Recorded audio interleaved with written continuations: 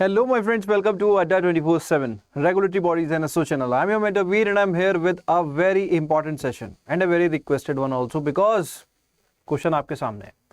बहुत सारे मैसेजेस. मैंने अभी एक वेबिनार भी कंडक्ट किया था, उसमें बहुत सारे फ्रेशर बच्चे थे, बहुत सारे इवन एक्सपीरियंस भी थे, and majority of the questions were like, sir क्या मैं अभी स्टार्ट कर दूं? Is it the right time to start for the RBI?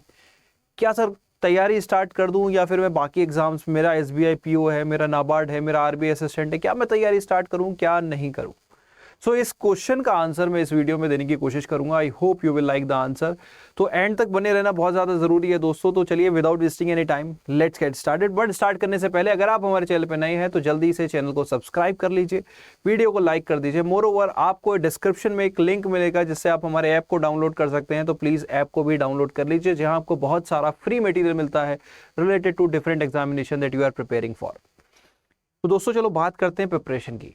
Should I start? तो ये जो क्वेश्चन है बड़ा बेसिक सा क्वेश्चन है यार. तैयारी करनी है किसी भी एग्जाम की, और खासकर जब वो रेगुलेटरी एग्जाम्स लाइक आरबीआई हो, तो भैया सोच के तो काम करना चाहिए, क्योंकि बिना सोचे समझे तो भाई काम नहीं बनता है यहाँ पे. ठीक है, तो मैं इस क्वेश्चन को ना देखो थोड़ा सा टेक्निकल एस्पेक्ट्स में, एक एज ए टीचर जो मेरे इतने साल का एक्सपीरियंस है उसके बेसिस पे मैं आपको थोड़ा सा कुछ पॉइंट्स एड ऑन करना चाहूंगा. देखिए, आरबीआई का जो एग्जाम होता था, जब हम अपियर होते थे 2014-15 के आसपास, जब इस एग्जाम में अपियर होते थे, तो वहां पे जो एग्जाम था वो काइंड ऑफ आप करंट अफेयर कर लिया, क्वांट रीजनिंग कर ली, थोड़ा बेसिक नॉलेज आपको मिल गया, सिंपल डायरेक्ट नॉलेज होती थी, आप कहीं ना कहीं कम टाइम फ्रेम में कर सकते थे. लेकिन आज की डेट में अगर आप इस एग्जाम की रिक्वायरमेंट देखोगे तो वो इतनी ज़्यादा होलिस्टिक कवरेज मांगता है, चाहे वो करंट अफेयर के पॉइंट ऑफ व्यू से हो या सब्जेक्ट की जो नॉलेज. आप देखिए सिलेबस आरबीआई का, फाइनेंस हो या मैनेजमेंट, अच्छा खासा सिलेबस, बल्कि सिलेबस इन्होंने दिया हुआ है कि अगर आप एक इंडिविजुअल सब्जेक्ट भी करने बैठोगे तो कम से कम सिर्फ वो सिलेबस के टैग्स डिटेल्ड में करने में, समझने में आपको एटलीस्ट 30 दिन का टाइम तो जाएगा. अगर आप खुद से सेल्फ प्रिपरेशन कर रहे हो, एटलीस्ट 30 दिन. ज्यादा भी हो सकता है दोस्तों, मैं कम बोल रहा हूं, ज्यादा भी हो सकता है, डिपेंडिंग आप कितने आवर स्पेंड करते हो. तो अगर मैं इस एग्जाम को समझू ना, तो देखो यहाँ पे एक फेज 1 है. फेज 1 में यहाँ पे 4 सब्जेक्ट्स हैं. 4 में अगर मैं बात करूं, quant, reasoning, English and then there is current affairs. Current affairs बोलूंगा मैं, इसको जनरल अवेयरनेस नहीं बोलूंगा. जो आप करंट अफेयर पिछले 4 महीने के कर रहे हो, तो 4 महीने करंट अफेयर करना is also a significant task. तो लेकिन हाँ कि सर अभी तो करंट अफेयर करने की जरूरत नहीं है, जब एग्जाम का नोटिफिकेशन आएगा तो उसके बाद कर सकते हैं. तो ठीक है, इट्स टोटली योर चॉइस अगर आप करंट अफेयर, लेकिन ये बाकी 3 तो करने हैं ना मेरे भाई, क्वांट, रीजनिंग, इंग्लिश.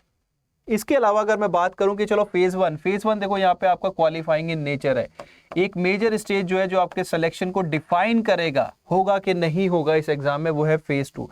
अब फेज 2 में आपके 2 सब्जेक्ट्स ऐसे हैं, ईएसआई एंड एफएम, कि जो आपको प्रिपेयर करने ही करने हैं. ईएसआई में भी आपका एक major chunk of the syllabus जो है वो स्टैटिक, वो करंट अफेयर से आता है, और माइनर कंटेंट जो है वो आपका स्टैटिक से आता है, लेकिन करना तो है ताकि आपको ये पता लगे कि करंट अफेयर कौन से करने हैं. तो स्टैटिक इसलिए करना जरूरी है ताकि आपको पता लगे करंट अफेयर कौन सा करना है, और वो स्टैटिक भी ठीक ठाक है, आराम से 15 से 20 दिन आपका लेके जाएगा. और एफएम एक ऐसा सब्जेक्ट है जहां पे आपको मांगा एक ही सब्जेक्ट है, लेकिन 2 सब्जेक्ट्स पढ़ने पड़ते हैं, और काफी होलिस्टिक कवरेज भी यहाँ पे चाहिए होती है, काफी इलेबोरेटिव कवरेज यहाँ पे चाहिए होती है. तो एफएम दोनों ही यहाँ पे अगर मैं बात करूं, यहाँ पे अपने को स्टैटिक ज्यादा वेटेज रहता है, static is quite bulky in here, and थोड़ा सा करंट अफेयर भी चाहिए. तो लेकिन अगर मैं देखो दोस्तों डेज वाइज जाऊं, तो ये आपके इतना सारा कंटेंट है जो आपको प्रिपेयर करना है. ठीक है, करंट अफेयर में हटा देता हूं फेज 1 से, और थोड़ा सा ईएसआई से, लेकिन फाइनेंस में आपका current affair, to be honest, अगर आप अभी से, या ईएसआई में भी अगर आप अभी से पढ़ने की आदत डालोगे तब वो, क्योंकि यहाँ पे एक मेजर कंपोनेंट जो दोनों पेपर में है ना, वो आपका डिस्क्रिप्टिव पेपर है भाई.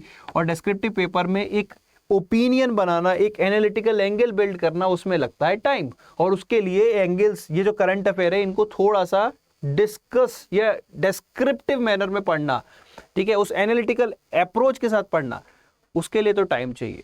ठीक है, आप करंट अफेयर याद करने के पॉइंट ऑफ व्यू से ना करो, लेकिन एनालिटिकल पॉइंट ऑफ व्यू से जब आज करना शुरू करोगे तब जाके एग्जाम तक वो अप्रोच बिल्टअप होती है. क्योंकि हर साल एफएमओ या ESI current affair oriented descriptive questions as it is आ जाते हैं. और आते ही हैं। मतलब यहाँ पे मैं बात करूँ आपको, जो यहाँ पे 4 क्वेश्चन करने हैं तो 4 में से 2 would be from the management, वो हटा दीजिए। बचे हुए 2 क्वेश्चन में से आपको एक एटलीस्ट करंट अफेयर का अटेम्प्ट करना ही पड़ेगा। यहाँ पे तीनों जो चारों हैं, चारों के चारों आपके करंट अफेयर ओरिएंटेड रहने वाले हैं। हाँ, स्टैटिक भी रहेगा उसमें, तो अकॉर्डिंगली करंट अफेयर का वो एंगल बिल्टअप करने के लिए, वो इशू की अंडरस्टैंडिंग बिल्टअप करने के लिए आपको करंट अफेयर करना पड़ेगा। अब यहाँ पे देखो, अगर एग्जाम की रिक्वायरमेंट तो ये है कि भैया, अगर मैं डेज वाइज बात करूं तो आपको, अगर आप एक फ्रेशर हो तो 120 से 150 दिन, अगर आप बिल्कुल ही फ्रेशर हो, किसी भी चीज का कोई आइडिया नहीं है, आरबीआई पहली बार सुन रहे हो, तो this would go on the higher side, ठीक है।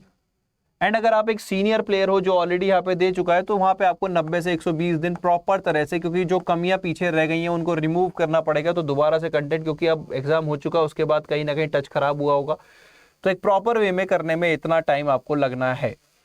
तो जब यार मेरे 6 महीने लगने हैं एटलीस्ट, तो अगर मैं अब यहाँ पे आपका मंथ नोट करूं, सपोज सितंबर तो ऑलमोस्ट खत्म हो गया, अक्टूबर, नवंबर, दिसंबर, जनवरी, फरवरी, मार्च, तो मार्च तक आते आते ये भी क्लैरिटी आ जाएगी कि आरबीआई का नोटिफिकेशन कब आना है। और there is a possibility, there may और मे नॉट, अभी तो हम कुछ डिस्क्लोज ही नहीं कर सकते, क्योंकि जब ये बैच 2023 का रिक्रूटमेंट खत्म होगा, उसके बाद आपका ज्वाइनिंग होगी, उसके बाद मतलब जनवरी तक इनकी ज्वाइनिंग होगी, उसके बाद we will be in a position. तो पॉसिबिलिटी बनती है मार्च मंथ में नोटिफिकेशन आने की, लेकिन आएगा कि नहीं आएगा गारंटी अभी नहीं दी जा सकती। बट अगर मान ले एक सिनेरियो 1% आ भी गया, तो क्या उस समय आप तैयार हो?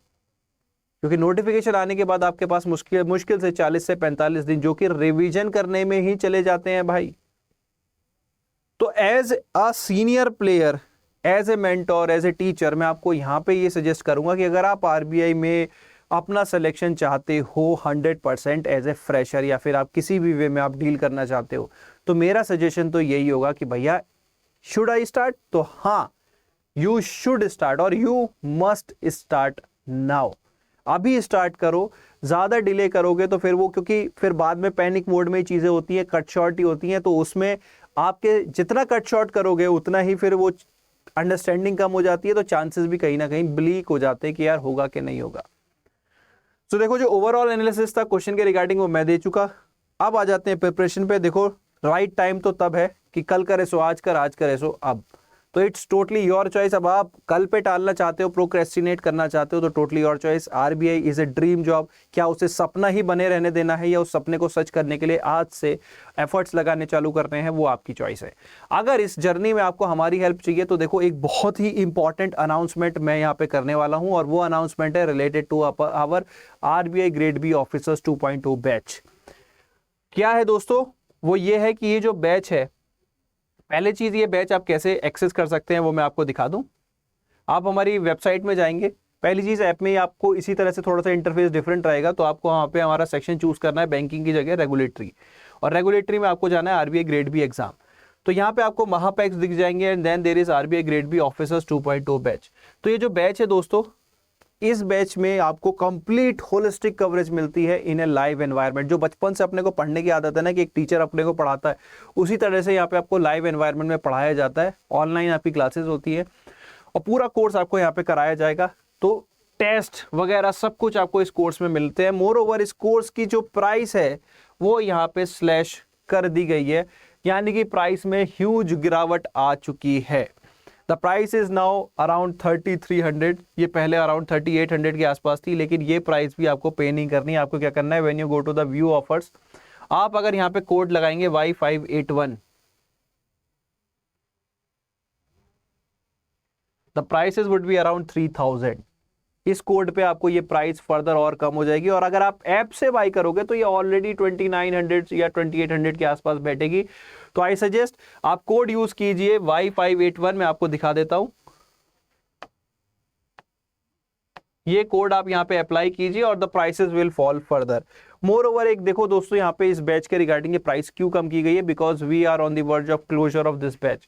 इस बैच में एनरोलमेंट खत्म होने वाले हैं, तो इस वजह से इस बैच की प्राइसेस कम कर दी गई हैं। Last few admissions are there. If you want to enrol now, otherwise for new batch you might have to wait, और there is there might be some more delay in the new batch. तो एक छोटी सी request ये है कि अगर आप enrol करना चाहो तो अभी कर लो। थोड़ी सी क्लासेस आपको रिकॉर्डेड फॉर्म में मिलेंगी, बाकी सारा कंटेंट आपको लाइव ही मिलेगा और ज़्यादा इसमें क्लासेस हुई नहीं है, तो ट्रस्ट मी ज़्यादा डिले भी नहीं हुआ है। सितंबर 18 से ये क्लासेस स्टार्ट हुई हैं, तो do not miss out the opportunity. मैं हमेशा ये बोलता हूँ, do not miss out the opportunity, use them wisely. So guys, with this I am your mentor Veer now, signing out.